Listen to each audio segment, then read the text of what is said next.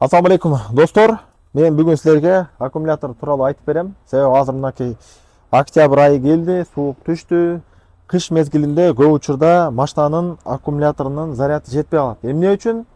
Аккумулятор қышында жакшы айланта албай калат. Биринчи себеби бул кислотный аккумулятор же болбосо леоновый аккумулятор деп машинада эки түрү болот. Бирок көбүнчө эле 95% кислотный аккумулятор колдонулат. Бунун ичинде болсо составы электролит деген химия куюлат заводто. Составы 65% су, 35% күкүрт кислота болот. Экөө тең жидкий болгондуктан бул иштөө процессинде дайыма ысыйт дагы. Акырындан жылдар бою испарение болуп барат. Анан бунун мисалы өзүнүн куюлганы, мисалы граммировкасы ушунча болсо, бул иштелген сайын азайып барат дагы. Канчалык азайса, ошончалык bunun reaksiya жүрө турган местасы азаят и ошону менен кыш учурунда бул толук оталдыра албай калат. Эмне үчүн кышында, жазында жүрө берет десе, жазында мотор жеңил болот. Мотор айланганга жеңил болот, майдагы суюк болот. Кышында болсо мотор өзү тоңуп калат, айланыш кыйын болот, майлар койланып кетет.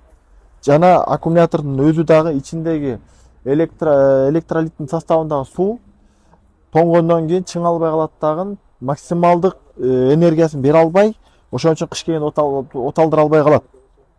Аккумулятордун өздүк гарантиясы 3 жылдан 5 жылга чейин фирмасына байланыштуу болот. Эми бул ошон үчүн дагы аккумуляторго иштеп аткан болсо дагы кыш келди аккумуляторду бир сыйра текшерип, карап, эгерде уже 5 жылдан бери машина сиз айдаган болсоңуз, анда алмаштырыш керек. Анан кийин иштеп аткан болсо дагы алмаштырышыңыз керек. Болбосо ал кыштын ортосунда катуу суук болгондо баары оталдыра албай калышы мүмкүн. Андан сырткары кандай белгилери бар? Аккумулятордун ишип калышы эки жагына.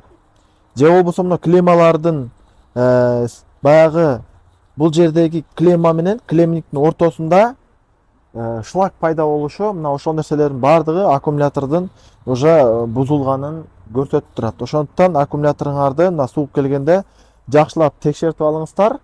Аккумулятор начар иштеген машинага кандай минустар пайда болот? Биринчиден, аккумулятор емкость слабый иштеген машиналарда стартер дайыма ысып иштейт. Бул биринчи маселе. Генератор да дайыма ысып иштейт.